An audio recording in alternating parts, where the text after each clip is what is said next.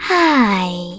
In front of me is Samsung Galaxy A14 and today I would like to show you how you can connect it to a printer.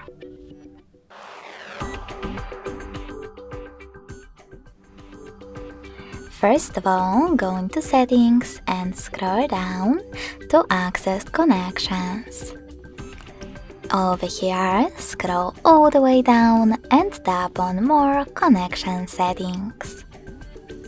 Then click on Printing, select Default Print Service and wait. Your device is looking for a printer. When it finds one, it will connect to it. If you want to use different service, disable this one thanks to this switcher.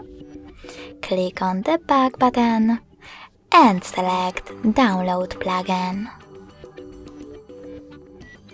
After that, install the best service for you and tap on the back button twice.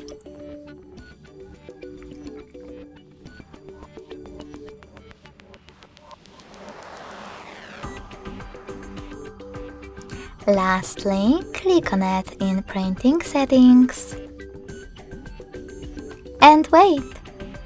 Thanks so much for watching. If you enjoyed this video, smash that like button, comment and subscribe. Bye!